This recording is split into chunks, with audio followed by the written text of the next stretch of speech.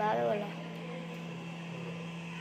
ધૂપ ઠરી ગયો બોલો હવે હે હું अच्छा इंडस्ट्रियल स्मोक फिल्टर કેવી રીતે હાલે फैक्ट्री के कारखाना में उत्पन्न થયેલ ધુમાડાને એ દુષ્ટ ફેન મારફતે આગળ ખેંચવામાં આવે છે ત્યાર પછી આવે છે ઓક્સિડેશન જેમાં આપણે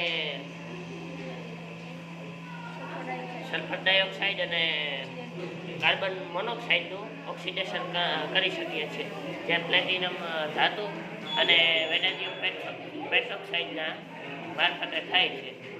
ત્યારબાદ વધેલા હોય છે કાર્બનના કણકણ તો ત્યાં પાણીની વરાળ આંશિક માત્રામાં પ્રવાહીમાં રૂપાંતર થશે અને તે ઘનકણોને મીડિયમ નીચે બેસેલે છે અને વધેલા વાયુઓ નાઇટ્રોજન ડાયોક્સાઇડ અને સલ્ફર ડાયોક્સાઇડ એનું આ જલીયકરણ કરવામાં આવશે જ્યાં નાઇટ્રોજન ડાયોક્સાઇડ એ પાણી સાથે પ્રક્રિયા કરી નાઇટ્રિક એસિડમાં રૂપાંતર પામશે અને સલ્ફર ડાયોક્સાઇડ એ પાણી સાથે પ્રક્રિયા કરી સલ્ફ્યુરિક એસિડમાં રૂપાંતર પામશે.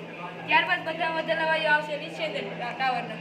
નિષેધન ટાવરમાં સૌપ્રથમ નીચે ઘનકણો રહેલા હોય છે ત્યારબાદ તેનું તાપમાન 337 અંશ કરતાં જરાક જેમ નીચું જશે તેમ આપણે સલ્ફ્યુરિક એસિડ એ પ્રવાહી સ્વરૂપમાં મળશે.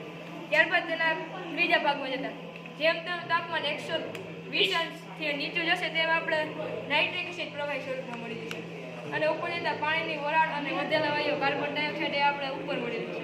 આવી રીતે આપણે ધુમાડામાંથી ઉપયોગી એવા કેમિકલ બનાવી શકીએ.